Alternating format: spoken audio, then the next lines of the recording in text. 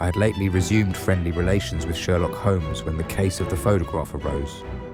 London society murmured about the King of Bohemia's romantic entanglement, yet Holmes treated it as another puzzle, calmly summoning me to Baker Street for consultation that autumn evening.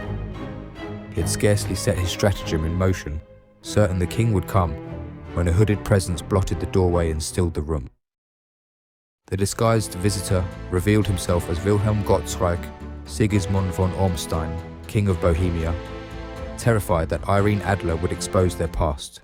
Irene was a beautiful, brash woman, deceitful and intelligent.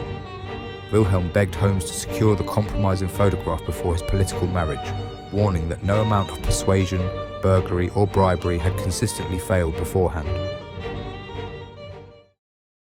Holmes spent days charting Irene Adler's routines, her comings, goings, and the hours her windows glowed.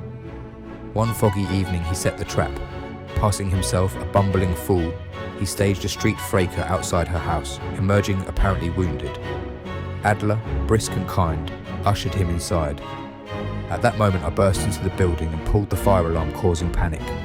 As predicted, thinking her secret in danger, Adler revealed the photograph's hiding place, believing it threatened.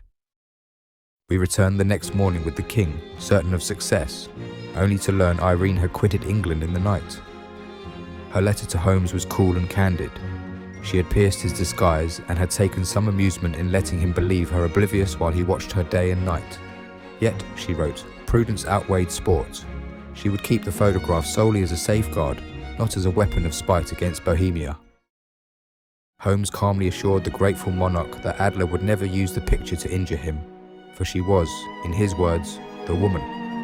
When the king pressed upon him an emerald ring, Holmes declined the jewel and asked only to keep Irene's small portrait as a token of an adversary he could not but admire. I left Baker Street soon after, the morning mist curling about the lamps, and marvelled that her ingenuity had outstripped even Holmes. As I walked away, I wondered what effect such a woman had wrought upon my old friend.